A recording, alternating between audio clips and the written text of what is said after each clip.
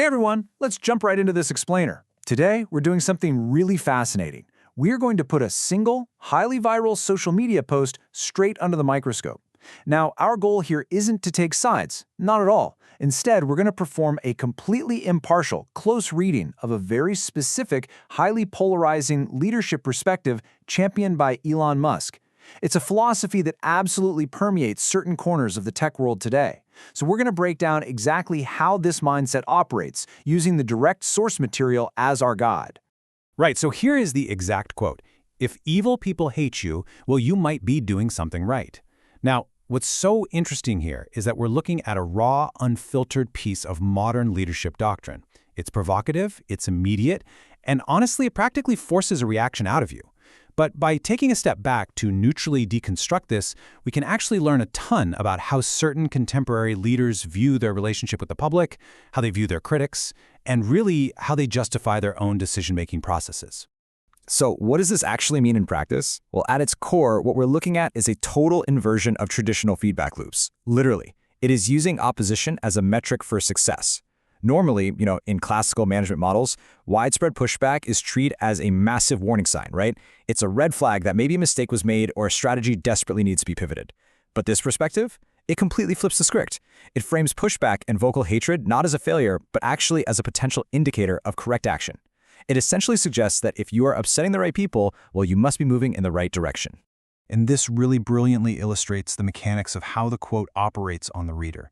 Notice the incredibly stark linguistic binary here. On one side, we have evil people hate you, and on the other, doing something right. It operates as a very straightforward, almost mathematical cause and effect premise. If condition A is met, meaning you're generating hatred from a specific group, then condition B can automatically be inferred, meaning you are succeeding. It takes the incredibly messy, complex reality of public relations and distills it down into this simple formula for self-evaluation. But of course, the absolute crucial point is how we define the variables in that formula. Specifically, that word evil. If we look at this analytically, evil isn't really being used here as some strict theological concept of wickedness. No. Instead, it's functioning as a categorical label for perceived opposition. It represents the critics, the detractors, the people pushing back against a leader's specific vision. By labeling the opposition this way, it effectively neutralizes their critiques. The focus shifts entirely away from the actual substance of what the critics are saying, and focuses solely on the mere fact that they are saying it. Let's think about how this builds into an actionable strategy.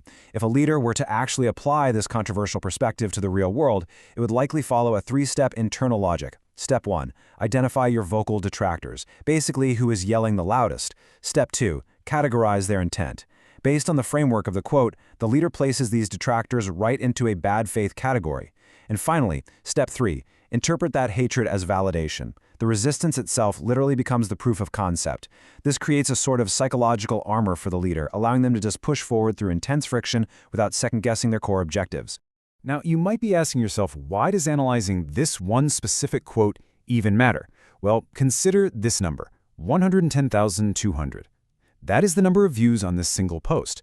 To put that into perspective, this isn't just some fleeting thought shouted into the void. It is a philosophy that has immense reach, and it resonates with a massive digital audience. A view count this high tells us something important. It indicates that whether people totally agree with it or passionately despise it, this framework for viewing leadership is incredibly culturally relevant. It is actively shaping conversations online right now.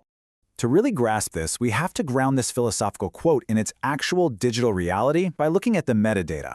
The poster is a user named SMX, using an American flag emoji under the handle @IM_SMX. The date it went up is July 29, 2026, and the platform is, fittingly enough, X, which is operated by X Corp. Checking this metadata is absolutely vital. It reminds us that modern leadership philosophies aren't just buried in textbooks or locked in boardrooms anymore. They are actively curated, shared, and validated in real time through these massive social networks.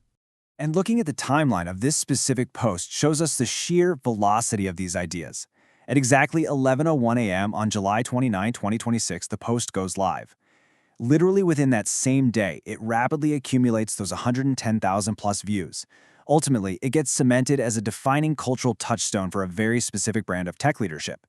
This timeline perfectly illustrates how quickly a highly polarizing, combative perspective can just spread like wildfire, being broadcast, consumed, and adopted by a wider audience in our modern digital ecosystem. So what's the big takeaway if we zoom out a bit? What happens when a leader actually adopts this style? First off, it completely departs from traditional consensus building. It absolutely doesn't want everyone to agree. Second, it validates its own direction specifically through friction.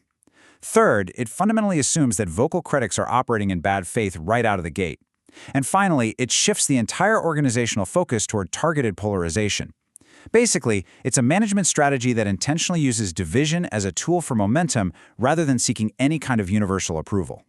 If you want to walk away from this explainer with just one really easy way to remember this entire concept, think of it like this. It is a compass calibrated by friction. Rather than navigating by the stars or by, a magnetic north of universal goodwill, this specific leadership philosophy uses the heat and resistance of its detractors to figure out exactly where it should go next. If there is no friction, the compass just spins. But if there is intense friction, the leader knows exactly which direction they're heading. Which brings us to our final thought for today. We've broken down the logic, the massive reach, and the real-world implications of this perspective. But the ultimate question remains for you to evaluate on your own. Is the hatred of others a true compass for right action? Does intense opposition guarantee you're on the right path? Or does it risk completely blinding a leader to valid criticism? Keep this framework in your back pocket as you navigate the digital space, and continue to analyze the leadership philosophies you run into every single day. Thanks so much for exploring this with me.